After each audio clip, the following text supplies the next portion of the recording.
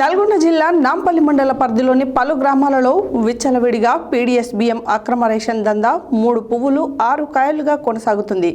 అక్రమ రేషన్ దందాపై పలుమార్లు కేసులు నమోదు చేసినప్పటికీ అక్రమ రేషన్ దందా ఆగడం లేదు.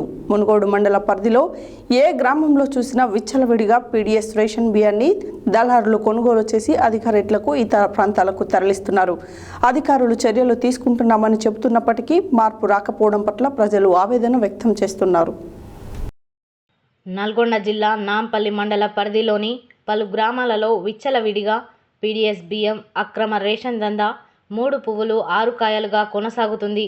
అక్రమ రేషన్ దందాపై పలుమార్లు కేసులు నమోదు చేసినప్పటికీ అక్రమ రేషన్ దందా ఆగడం లేదు. మునుగోడు మండల పరిధిలో ఏ గ్రామంలో చూసినా విచ్చలవిడిగా పీడీఎస్ రేషన్ బియ్యాన్ని దళారులు కొనుగోలు చేసి అధిక రేట్లకు ఇతర ప్రాంతాలకు తరలిస్తున్నారు. అధికారులు చర్యలు తీసుకుంటున్నామని చెబుతున్నప్పటికీ మార్పు రాకపోవడం పట్ల ప్రజలు ఆవేదన వ్యక్తం చేస్తున్నారు.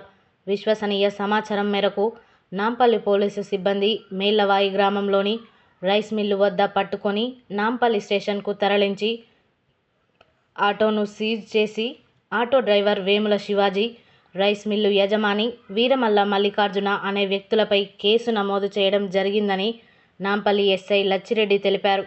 సీజ్ చేసిన పీడీఎస్ బియ్యాన్ని నాంపల్లి పౌర సరఫరాల పీడీఎస్ బియ్యం గోదాముకు తరలించడం జరిగింది.